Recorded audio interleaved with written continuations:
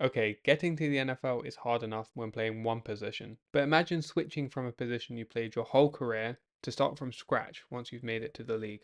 Now, there have been quite a few successful players that switch positions from college. For example, some great returners that switched from quarterback, like Josh Cribbs and Brian Mitchell. You also had a few quarterbacks go to receiver, like Julian Edelman, even a couple on the same team, Hines Ward and Antoine Randall L. And there were also a few tight ends who used to play basketball, like Tony Gonzalez, Antonio Gates, and Jimmy Graham. But I thought the player we were discussing today had a pretty unique story. He made an uncommon switch in position, excelled, and is still in the league 20 years later. That is Jason Peters. He played football and basketball at Queen City High School. He played as a defensive end that no one could block and a tight end that nobody wanted to tackle. He would commit to the University of Arkansas and was originally recruited as a defensive tackle. However, after joining Arkansas, he didn't get any playing time in his first year, so he looked to transfer. But the coach convinced him to stay for one more year. But unbeknownst to Peters, the coach moved him to tight end, a 300-pound tight end, where he would catch 4 passes for 37 yards as a sophomore.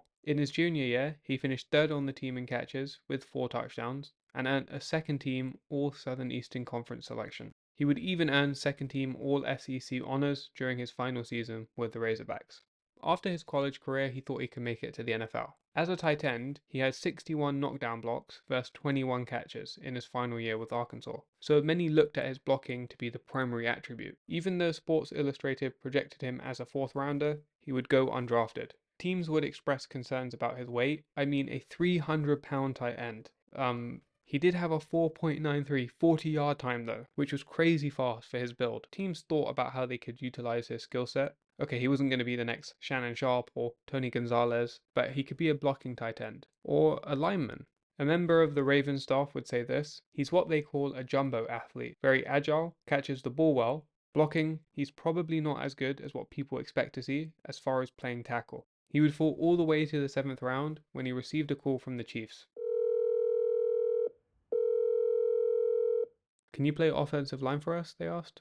Okay. Who knows why, but after that call, the Chiefs didn't end up drafting him. They instead drafted a tackle by the name of Kevin Sampson. He played 7 games, and Peters is still around. 9 Pro Bowls, 6 All-Pro selections, and a Super Bowl ring later. At 41, Peters is the oldest offensive tackle in league history and the second oldest offensive lineman ever. The first was Ray Brown, who played at 43. So after going undrafted, he would sign with the Bills, thinking they could use some help at tight end. Part of his success was his relentless work ethic, and going undrafted, he has fear or maybe motivation inside that reminds him nothing is guaranteed. He told Bleacher Report, "Every year when I come to work, I really come to work. I always have that mentality that I'm a free agent, and nobody is going to take my job." After signing with the Bills, he was cut after training camp, but then signed to the practice squad. He made it to the roster late in the season, but would only be targeted once his rookie year. He was a great athlete, and it gave him staying power. They kept him on the practice squad because he had talent, they just didn't know how to use it. Here's a clip where he literally blocks a punt and recovers it for a touchdown. That's got to be one of the only offensive linemen to do that. When discussing the play, his teammate would say, "It was the most athletic play I've ever seen.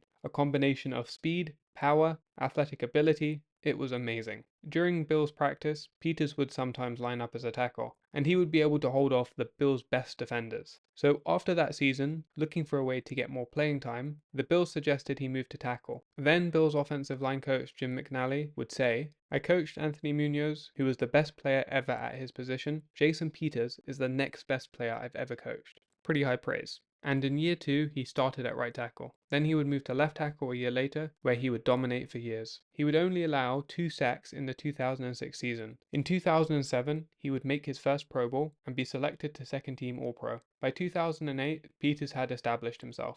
He was earning $4 million a year, but he sought a new contract. He held out till the summer of 2008, but was fined about $650,000 by the Bills. He would return to play for them and make his second Pro Bowl, but at the end of that season be traded to the Eagles in 2009. The Eagles would give up a first round and fourth round 2009 draft pick, as well as a 2010 conditional 6th round pick.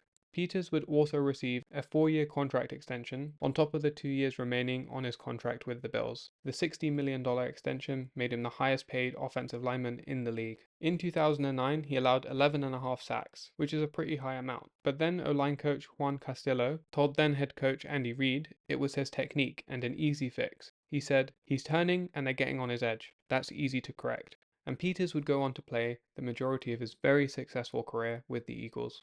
In 2010, he ruptured his right Achilles twice in the span of a month. He injured it at training and then re-injured it at home during recovery. He would, however, recover from surgery and come back as first team All-Pro the next year. In 2017, he would tear his ACL and MCL. The Eagles would go on to win the Super Bowl, and while Peters didn't play, he was integral to the team when he was on the field. In 2021, he went to the Bears, in 2022, he went to the Cowboys, and 2023, he went to the Seahawks. The undrafted 300-pound tight end, cut after his first training camp and 2 position changes, came to be one of the best offensive tackles during his time, and he amassed a Super Bowl ring, 2 first-team All-Pro selections, 4 second-team All-Pro selections, 9 Pro Bowls, and was part of the NFL 2010 All-Decade team. The man is now 25, and his body seems to be wearing down. That being said, he has not retired, and is still the oldest active player in the league. So, let's see. Alright, thanks for watching.